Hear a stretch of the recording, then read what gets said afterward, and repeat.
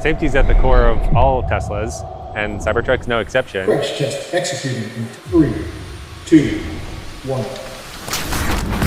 Today's test is the first Cybertruck crash test, and it's a 35 miles an hour full frontal, which is one of the most severe crash tests in the industry. So we have to make sure that we absorb the energy correctly and manage that acceleration so we can better protect occupants. There's a lot of misconceptions that this big, ominous-looking vehicle is going to be unsafe for other road users. We designed it to have the crash structure way down low. It's not only in line with the center of gravity, but it's compatible with other vehicles on the road, which means it's a safer crash for everyone involved.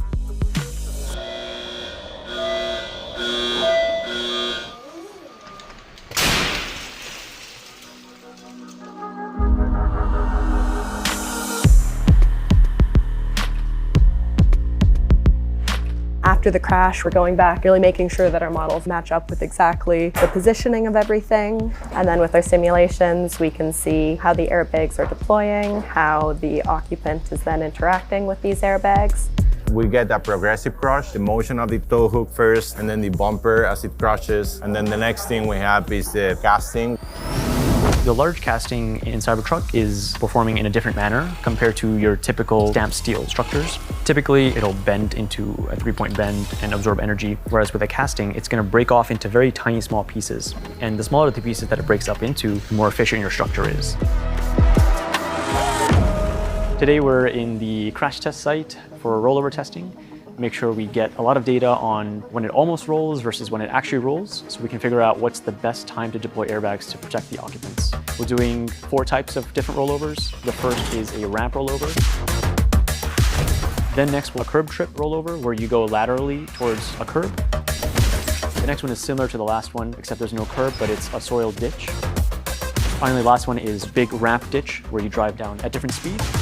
We test until failure, and we'll keep increasing the speed until we get a rollover.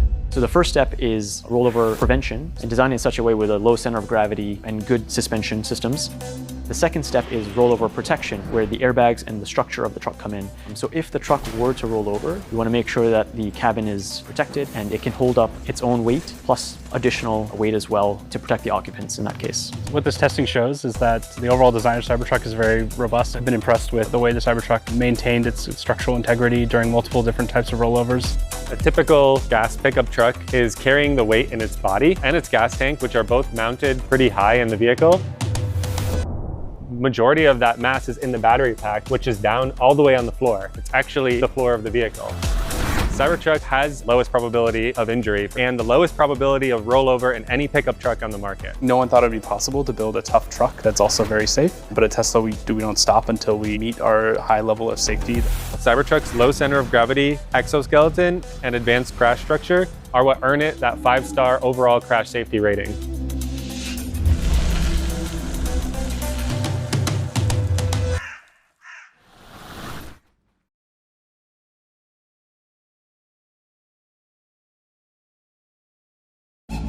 And as we say goodbye to legacy, we welcome the new Model Y.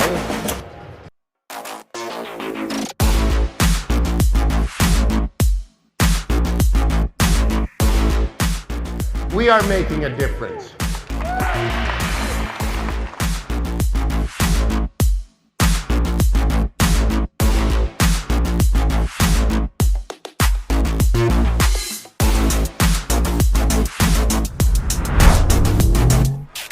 And here's looking to the future.